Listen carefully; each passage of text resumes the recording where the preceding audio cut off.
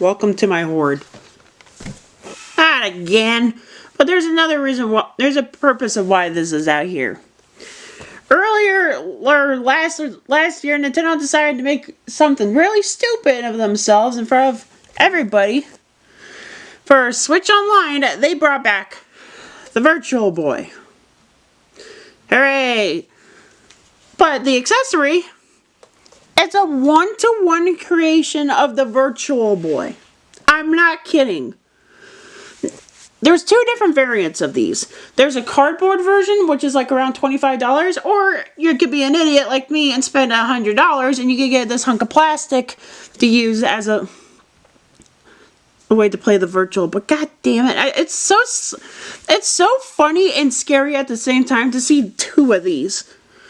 Knowing that these are probably going to fail somewhat. Yeah, this is the exact same almost. I said almost because there's quite a few differences compared to the original one. First of all, none of these dials work.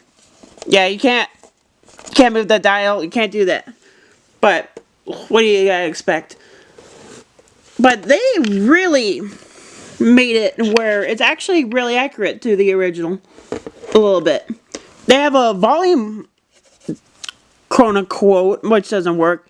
Headphones. The EXT link that they never did, and the controller port. They have molds on them to make it more realistic. The visor, I honestly thought that this could be interchangeable with the original one, but no, this is actually slightly bigger compared to the other one. Also, the nose bridge is different. It's more triangle on the new one compared to the old one. These can also be as well as the regular VR headset cardboard Labo, but why would you do that? Because you can't even slide the Joy-Cons on the side of it. But, which I find it really funny, it has red lenses in it, but if you pull on this, yeah, it's literally the VR Labo. All they did was they added the red filter over him, which I find it to be actually really clever. Because later on, I shit you not, you can use, they will on the virtual console, not virtual, on the online app, where you can actually play with different colors. All you gotta do is just take off that lens and there you go. Even they even have the cartridge slot, but that's also filled in. Of course, you need to have a stand with them. I was like, so they gave you a one-to-one recreation of the stand. Kind of. It will, surprisingly, fit the original. If I could put it on. Yeah, it will put it on the original stand. Problem is, you can't put the original stand that came with your Vurtial Boy onto the new one because they thought it would be funny. This is the new one. This is the old one. The old one has tabs, so if you put the old one on the new one, there is no tabs on the system itself, so you can't really put it in. There is a little thing that, it's fun fact, this headset's compatible with Switch 1, Switch 2.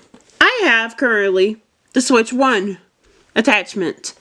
Yeah, you'll actually have to unscrew all of these, which is kind of, I kind of hope a way that you can make a clip. But how do you put the Switch in here? This is the funny part.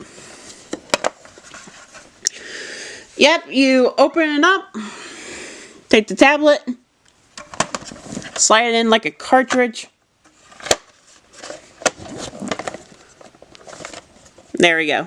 It will stick out on the bottom, and you can play it like this. Problem is, I can't show any footage of this because of how hard it is. Why do I have the Switch 1 attachment in here? I found out that it's very easy to scratch the back of your system because of inserting it in and out. I tried it with my Switch 2. It's a lovely experience. Problem is, I think I may have scratched the back of it. which is actually kind of a shame. So I decided to put the Switch 1 attachment on here. A huge downfall is you had to use Joy-Cons or a Pro Controller. They never released a Vurtial Boy replica controller. These are expensive nowadays. They can't just cough up a little bit more money for that, but the games I played so far, really good. Ironically, no Mario Tennis at launch. I like to play the Galactic Pinball game. Wario Land was fun. And I'm scared as shit that they don't release Water World, or else I'll be puking out my ass.